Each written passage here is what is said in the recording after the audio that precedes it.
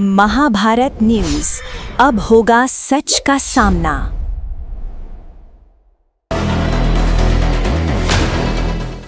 वर्धा नागपूर रोडवर भीषण अपघात, ट्रॅक्टर पलटून 4-5 मुलं जखमी। वर्धा नागपूर रोडवर कोटंबा पाटीसमोर आज एक गंभीर अपघात घडला।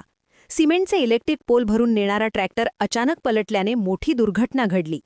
मिळालेल्या प्राथमिक माहितीनुसार ट्रॅक्टरमध्ये full load electric cement pole होते।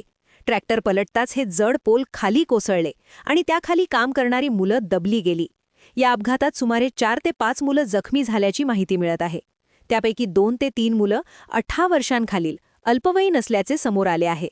काही जखमींची प्रकृती गंभीर असल्याची शक्यता आहे। अपघातानंतर स्थानिक नागरिकांनी तातडीने मदतकार्य सुरू केले आणि जखमींना बाहेर काढून जवळच्या रुग्णालयात हलवले। सध्या त्यांच्यावर उपचार सुरू आहेत।